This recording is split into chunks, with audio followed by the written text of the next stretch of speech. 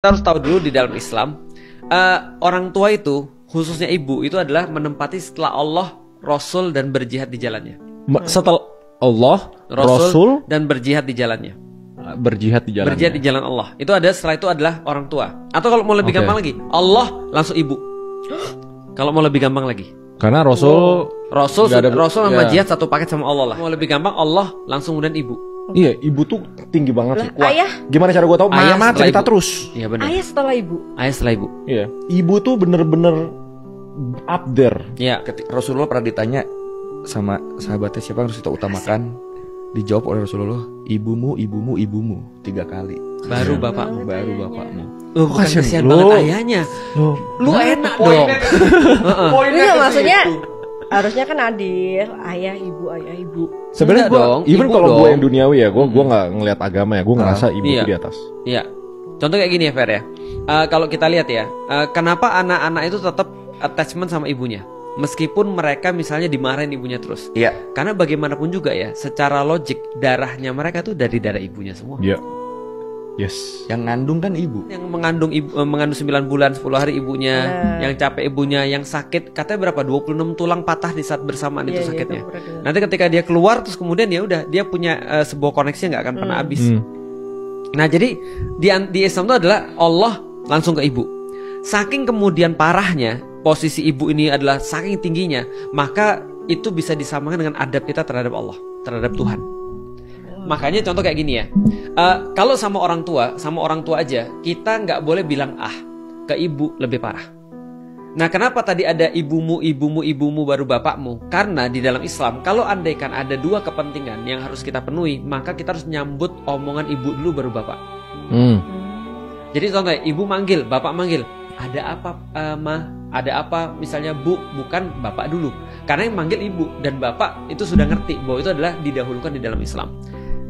Nah itu yang pertama ya, posisi orang tua itu langsung di bawahnya Allah. Yang kedua, sampai saking kemudian posisi itu sangat tinggi sampai Allah menggunakan kata orang tua itu adalah Robbayani. Tugas orang tua adalah Robbayani, menjadi Tuhan bagi anak-anaknya dalam tanda kutip. Oh iya? Iya Robbayani. Contoh ya, doa masa kecil. Rabbik firlana wali walidaina warhamhuma kama Robbayani soghira. Kama Robbayana soghira. Dan ya Allah ampunilah kedua orang tua kami, sayangilah mereka sebagaimana mereka sudah menjadi Rob bagi kami ketika kami masih kecil. Jadi Allah itu Rob, orang tua juga kerjanya namanya Rob.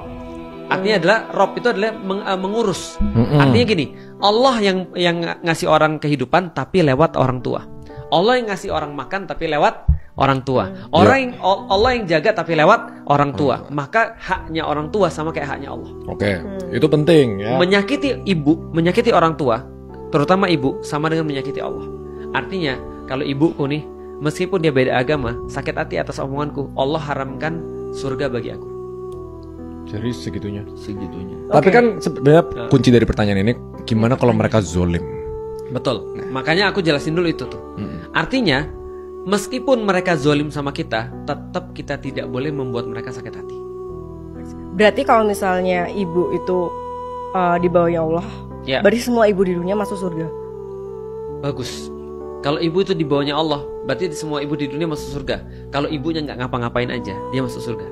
Nggak ngapa-ngapain? Nggak ngapa-ngapain maksudnya nggak berbuat Maksudnya sesuatu nggak dosa, pembatal keislaman. Iya. Misalnya dia nggak sholatnya nggak pro banget. Dia cuma yang wajib aja dia lakukan, dia masuk surga. Enak dong.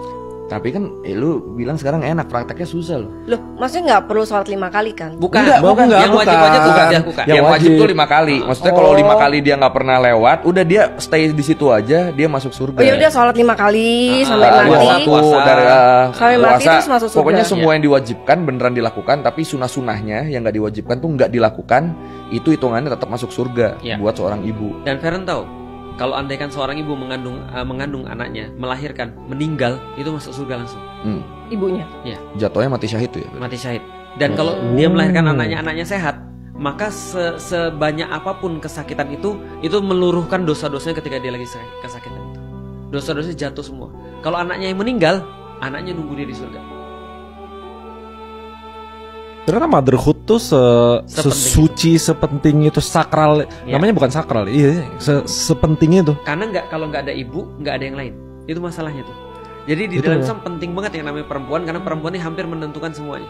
Kata Rasulullah, contoh ibu-ibu ada 4. Satu, namanya Khadijah, istrinya Rasulullah. 2, namanya Aisyah, anaknya Rasulullah yang perempuan. Yang ketiga namanya Asiyah, ini istrinya Fir'aun. Yang keempat Maryam, ibunya Yesus. Itu termasuk wanita penghulu surga. Wanita paling mulia di dunia karena menjaga kehormatan. Kalau wanita paling mulia di surga, Khadijah.